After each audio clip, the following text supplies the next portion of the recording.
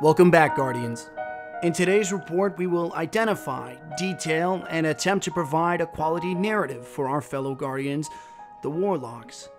In the past, during the Old Earth medieval ages, Warlocks and witches alike were commonly associated with a certain taboo, that these individuals were closely tied or even infused with the evil magics of pagan or non-accepted deities.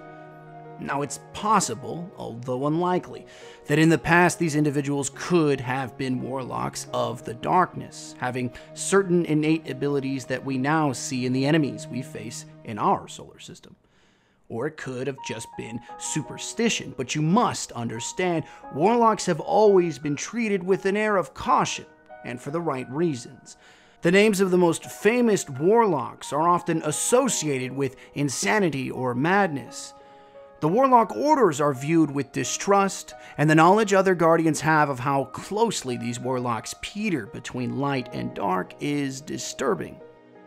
Warlocks are often described as warrior scholars, adorned in long robes and signifying colors from their particular attunement to the light or an order of their preference. But ask a Warlock which order it supports or reports to. Ask what the ornaments on his belt mean, and more often you will be met with stoic or disinterested conversation. It isn't that warlocks are rude or even arrogant. It's that they value the peace of mind they have when there is silence. You see, to a warlock there is an internal battle. It's raged ever since the darkness and the light called for them. It splits them between the moral code that is required of Guardians and their own personal hunger to understand the unknown's deep arcana. That thirst for knowledge yet unattained is the core foundation of distrust the others may have for our brothers and sisters. And unfortunately, for many warlocks, it's a distrust often well placed. Especially when we speak of the Vanguard mentor Ikoro Rey, the exiled and the mad Osiris and Toland, the time-lost Praedyth and the dead Ariana III. All of these warlocks, all of them, have their own personal stories that explain why the words distrust, dishonesty, and disappointment often so well describe our brothers and sisters. But that cannot and should not be held at their fault for attempting to expose us to the truth. The understanding of what is existence, what is the light, and why we must fight against the darkness. Osiris was a charismatic leader nominated to the Vanguard commander position after the Battle of Six Fronts. His thoughts on the darkness and his interest in the Vex pushed Guardians to drive towards a clarity of understanding, a need to know the why of it. Why the Vault of Glass existed. Why are we fighting for a dead or wounded but ultimately silent God? These whispers were given to us by Osiris, and the echoes of his impact are still around us today. Toland the Shattered, Toland the Mad, has continually impacted Guardians well after his banishment. He would guide Eris Morn and her fire team to understand the ascendant realm of the Hive, a truly impressive discovery that ultimately allowed Guardians to defeat not only Crota, but his father Oryx. Toland did more than help one fire team. He provided invaluable insight on the true nature of the darkness, a better understanding of the sword logic, and in his words, the way the universe works. It's one law. Some believe Toland, much like Osiris, still have a role to play in our fates, as we see the impressions they have left upon not just young warlocks, but all Guardians. The time-lost Praedyth is a bit more of an intriguing case, but no less influential. With Praedyth, we began to understand, at least more completely, the intricacies of the Vex and their ability to use time as a force rather than allowing it to affect them. Praedyth is lost, or becoming lost, and is still alive. The whole argument surrounding time, its multiple timelines, and its influence on us is still debated today by cryptarchs and warlock orders. But without our discovery and ultimate rescue, if you can call setting old bones to rest a rescue, Praedyth and the mystery surrounding the Vault of Glass would still be obscured evermore. Ariana III and the Order of Warlocks she represents, the Praxic Order, is and are examples of how far Warlocks will go to eliminate threats to the city through the better understanding of our enemies. Ariana's saga during the Vanguard's ill-fated expedition to the moon showcased a Warlock's ability to infiltrate the mind of a hive wizard. Now this is a rare talent, even for Warlocks, but to commune with beings closely associated with the darkness and properly translate their diction's vile meaning is close to impossibility, but not for Ariana.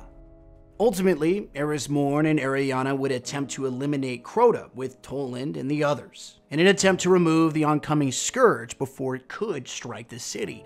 Unfortunately, they failed. Eris Morn was the only known survivor, and the knowledge Ariana could have passed to others in the Praxic Order has been lost with her passing.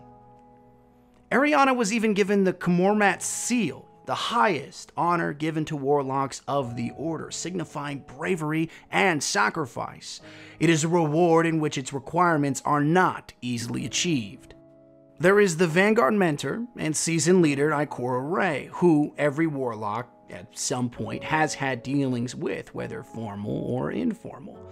She's the iconic version of a Warlock the consensus wants its other Warlocks to be. Cold, calculating, and resourceful. Seasoned through years of harsh understanding that the odds are stacked against us, and that the useless conjecture into the theories of this and that are fruitless, if not wasted.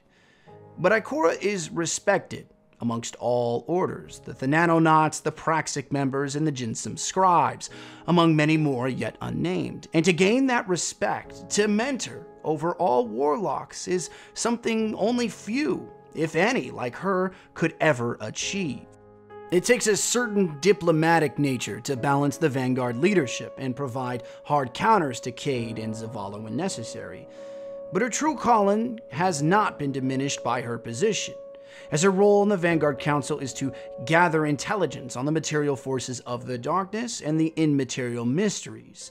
She employs spies, dubbed the Hidden, in an attempt to ascertain as much information as efficiently as possible. But her combat prowess should not be overlooked, as she is one of the few to boast a 25-match win streak in the Crucible, a dauntless feat for many alike. It is likely that Ikoran's veteran approach to combat, tactics, and intelligence gathering has made her an irreplaceable ally to Zavala, and perhaps even accepted by the Hunter Cade. But make no mistake, she is the Warlock others attempt to be, and whether they fail or succeed, they ultimately learn. By now, it's hopeful that Warlocks are not the pagan-worshipping witch doctors they are painted as by many less educated, as the individuals we have named, although flawed, influence us all for the betterment of the city and its continued sovereignty. But be mindful, Warlocks are ever hungry. The wish to understand the true nature of things, whether it be hive, vex, death dreaming, or any other obscure thought, will always occupy them. The battle they face internally is a war unlike any other. The darkness and the light pull at the fabrics of their souls, forcing them to madness like Toland, or guiding them to compassionate leadership like Ikora.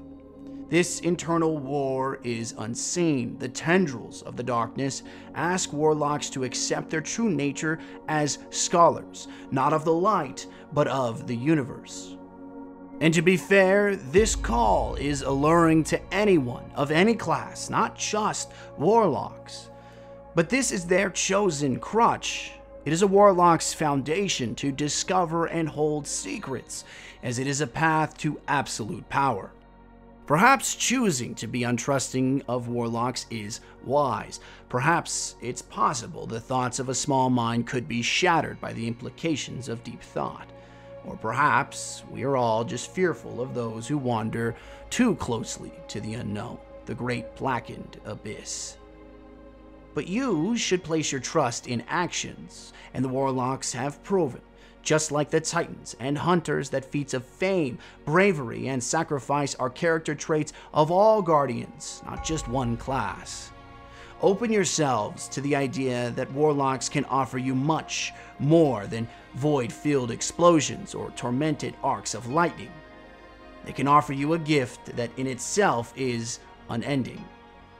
They offer you unlimited information on how to defeat the most monumental of threats, your fear. Walk